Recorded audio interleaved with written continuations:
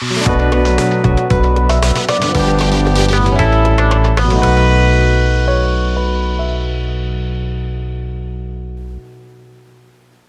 guys, I'm Mark. I run onecameraonelens.com. You may know me through YouTube, you may know me through Facebook, you may know me in person. Whichever way you know me, obviously you'll know that I am a photographer and I take classes, I take groups out on walks, I tutor people, and I do a lot more with my photography, including of course taking photographs. Now, I do get asked a series of questions very often, so I'm going to run through these 8 questions I get asked mostly, and we'll go through them as quick and honestly as we can, and then you can decide for yourself about your future photography needs, okay? So I've written them on my phone, so we know exactly what's going on here. So the first question I get asked quite a lot is, what camera should I buy if I'm just starting photography? Now, this is quite simple. If you're just starting photography, buy the best camera you can afford, okay? No ifs or buts. You'll get loads of answers if you ask this. Buy a entry-level camera, buy this camera, buy that camera. Go to a camera shop, feel the cameras, see which one feels the best in your hand, and buy the most expensive camera that you can afford. That way, you'll have years of shooting fun.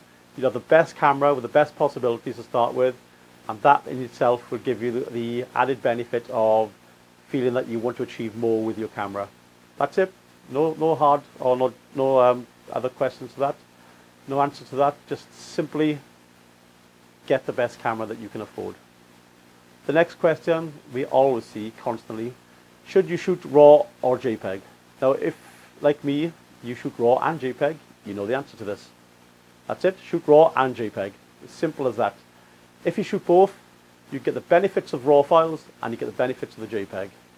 Now there are people who will only shoot RAW, nothing wrong with that, and only shoot JPEG, nothing wrong with that. But if you know the benefits of both of them, you'll understand why it's important to shoot both RAW and JPEG.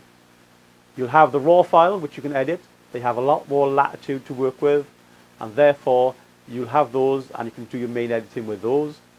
Plus you'll have your JPEGs, and of course with the JPEGs, it means you can instantly load them to your computer or load them to the cloud or whatever you want to do, have instant access to them, share them on the go, and then have them later on your phone or whatever you want just to play with at other times. There's benefits to both, so use both. You know, storage is cheap, just shoot them both. It makes sense. The third question I get asked, we see all the time, is it important to get it right in camera? Yes, it's very important. Get it right in camera, you have a lot less to get to sort out once you've edited it. So if you get it right in camera, it means you can concentrate then, download the image, do a few minor adjustments, and you're done. And not spend hours and hours tidying up the mess you caused because you were sloppy in camera. The fourth question, and this one is always a raging debate. What's the best piece of software for editing your photos? Now, for me, I use various bits of software because I review a lot of software. I own things such as Adobe Photoshop, Lightroom. I own On1 Photo Raw 2023, Luminar Neo, DxO Photolab 6 Elite, and so on. Now, the program I actually use most is Darktable because for me, I enjoy using Darktable. It's a bit of fun. It's powerful. It's something that keeps me interested, and that's why I use it. Now, in this day and age, honestly, it doesn't matter which of those programs you use or any other program. As long as you're happy with the results, as long as your clients are happy with the results, it's all that matters. Use the program that suits you. Don't ask people, what program do you use? What program do you use to edit? This, that, and the other. Because they do it because that's what they've chosen. Try them all. They've all got free trials. See which one you like best. They're all more than capable in this day and age. So my answer is, use what suits you yet again. Okay? There's a theme running here. It's about using what suits you the most. And obviously, that's it. Use what suits you the most. The next question, should I shoot manual or not? Now this is an interesting one because those of you who know professional photographers will know that unless they're in a studio environment, they rarely use manual, and amateurs like to think they're better because they only use manual.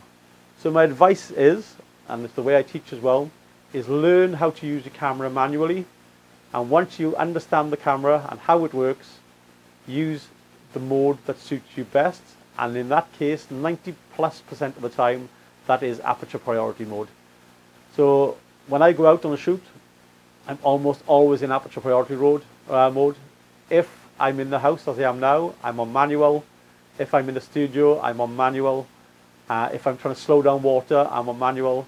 But if I'm out generally shooting, I'll obviously use aperture priority mode. You can just concentrate on the aperture, your depth of field, your light, and then let the camera do what it's meant to do, and that is figure out the rest of the settings for you.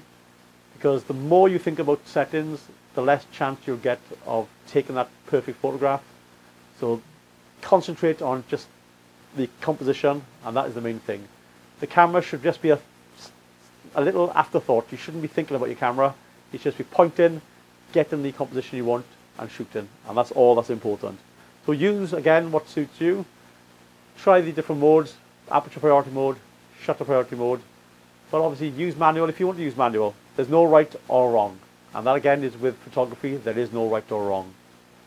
The next question: should you get a new camera? Now I know there are loads of new cameras out. There's the new Fujifilm X-T5, the XH2, the XH2S. There's new Sony cameras out. There's new Nikon cameras coming out. Should you get a new one? I don't see why you should get a new one. I don't see why you should not get a new one. At the end of the day, does your camera do now what you wanted to do? I use a Fujifilm X-T3. I shoot birds in flight with no issues. I shoot fast objects with no issues. I shoot landscapes with no issue. I shoot people with no issue. I use the eye detect with no issue. So I have no reason at all to get an X-T4 or to get an X-T5 or an XH2 or an XH2S. More than happy with this. I can concentrate on what is important, and that is the lenses. So should you get a new camera? Think about it. Seriously think about it, and think about why you need a new camera. If you have a really, really old camera and you need the extra burst speeds or the extra autofocus, fair enough. But if you're shooting anything from 2017 or 18 upwards, there's rarely a case for a new camera. But of course, only you can decide that. And I'm sure that there are people on the internet who want to persuade you with their affiliate links, and you'll be sold into buying a camera. Whatever you decide, again, it's up to you. The last but one question: what do you do with your photos? I've run a poll on this numerous times, and over half of you, I think it was about 65% of you, don't do anything with your photographs when you've taken them. You take the photographs, and then they're left on your camera, left on your computer, and that's it. What I would do, and what I do, is I use the photographs on obviously social media like like everybody. I'll use them on my website. I'll use them on blogs. Most importantly, and this is most importantly, I print my photographs.